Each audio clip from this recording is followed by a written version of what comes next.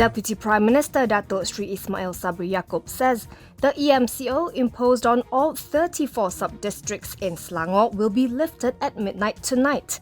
In a statement, he said the National Security Council agreed to this following a session with the Health Ministry. Elsewhere, the EMCO is scheduled to end on July 17th in Kilang Jimat Jaya, Bukit Makmur Light Industrial Area and worker hostels in Kuala Muda Kedah, Kampung Pantai Emas, Kampung Iban Kuala Nansang and Kampung Babagon in Sabah and Taman Nagasari in Pulau Pinang. The EMCO in Taman Desa Rias Remban in Negeri Sembilan will end on July 18th. However, the government will be enforcing the EMCO from July 18th to 31st at 13 localities in Kuantan, Taman Cengal in Temerloh Pahang and 4 localities in Selangor, Damai Apartment in Damansara, Jalan Pandan Indah in Hulu Langat, Jalan Batu Nilam in Klang and Taman Samudra in Gombak. In Sabah, the EMCO will be enforced at KLK Long Manis Plantation and Factory Housing in Lahad Datu, Kampung Pinolobu Bukit in Kota Belot and PPR Taman Ehsan in Kudat. In Kuching, Sarawak, the EMCO will be imposed in Kampung Serantau, Kampung Astana Lot and Kampung Sungai Bedil Besar. The EMCO at Kampung Siasai Dundau in Kota Belot and Kampung Naruntong in Pitas, Sabah will be extended to July 31st. Malaysia has reported 893,323 COVID-19 cases since the pandemic began. 12,541 infections were reported today, with 5,512 detected in Selangor, 1,619 in Negeri Sembilan and 1,542 in Kuala Lumpur.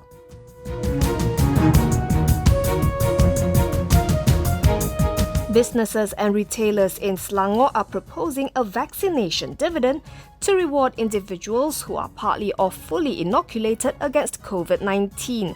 According to an open letter to the Selangor Menteri Besar Datuk Sri Amiruddin Syari, they recommended that all those who have received their first dose should be allowed to move freely.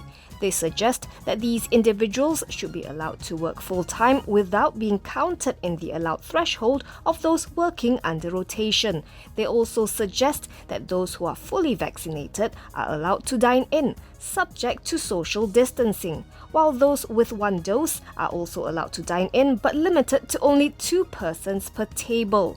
The proposal also moots allowing fully vaccinated individuals to partake in all social and entertainment activities at premises including cinemas, gyms, spas, theme parks, karaokes, pubs and bars. The letter is a joint appeal by the Malaysia Shopping Malls Association, Malaysia Retailers Association, Malaysia Retail Chain Association, Bumiputra Retailers Organisation, Malaysia REIT Managers Association and Malaysian Association of Theme Park and Family Attractions. Yesterday, Amiruddin said 12% of the people in Selangor have received 2 doses of the COVID-19 vaccine. Today, Khairi Jamaluddin, who is heading the national inoculation efforts, said the authorities will ramp up the vaccination rates with the aim of ensuring every adult over the age of 18 living in Selangor and Kuala Lumpur receives at least 1 dose of the vaccine by August 1st. He added that seniors in Selangor who have yet to get their appointments via MySejahtera may walk into any vaccination centres starting this Saturday.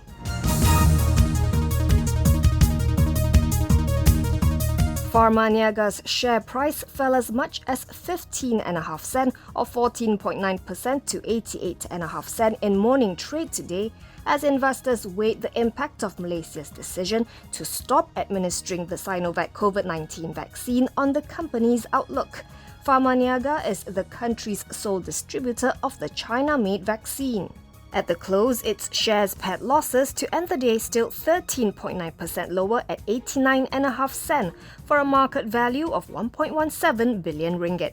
Yesterday, Health Minister Datuk Sri Dr. Adam Baba and other top ministry officials reportedly said Malaysia will stop administering the Sinovac vaccine once its supplies end, as it has a sufficient number of other vaccines for its COVID-19 vaccination program. Reuters reported that Dr. Adam said Malaysia's inoculation drive will be largely anchored by the Pfizer-BioNTech mRNA vaccine moving forward, and the remaining half of the 16 million Sinovac vaccine doses that have not been distributed will be used to cover second doses, while those who have yet to be vaccinated will receive the Pfizer vaccine. Health Director General Tan Sri Dr. Nur Hisham Abdullah also announced today that Malaysia has granted conditional registration approval for the use of Sinopharm and Johnson & Johnson's Janssen vaccines. Pharmaniaga clarified today that the government is not actually halting its orders for supplies. Rather, the company has already met its obligation to supply a total of 12 million doses. It will continue to supply the vaccines to state governments, government agencies and the private sector. Former Federal Territories Minister and Putrajaya MP Datuk Sri Tengku Adnan Tengku Mansor has been acquitted of graft involving 2 million ringgit today. The Court of Appeal quashed the conviction by the Kuala Lumpur High Court in a majority 2-1 decision. Justice Datuk Suraya Othman, who led the bench, and Datuk Ahmad Nasfi Yassin allowed the appeal, while Datuk Abu Bakar Jais dissented. Ku Nan, as the politician is popularly known, was charged with receiving kickbacks from Asset Kayama's Managing Director Tan Sri Chai Kin Kong during his tenure as Federal Territories Minister. Justice Suraya said that Chai had, during his testimony, revealed that the sum was not for Ku Nan, but political donations for UMNO. She highlighted that the prosecution had failed to cross-examine Chai, its own witness, on this issue. Therefore, she said there is no vein that Chai is considered a dishonest or untruthful witness. Meanwhile, Justice Abu Bakar, in his minority judgment, said the lower court was right in its decision to convict and sentence Ku Nan, as all elements of graft had been proven. The prosecution has 14 days from today to appeal the decision.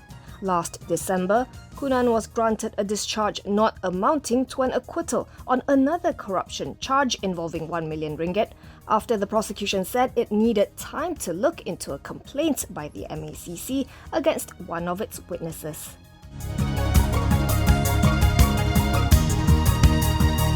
DiGi.com saw its second quarter FY21 net profit slide 2.8% to 279.91 million ringgit, dragged by higher other expenses incurred in the quarter despite registering higher revenue.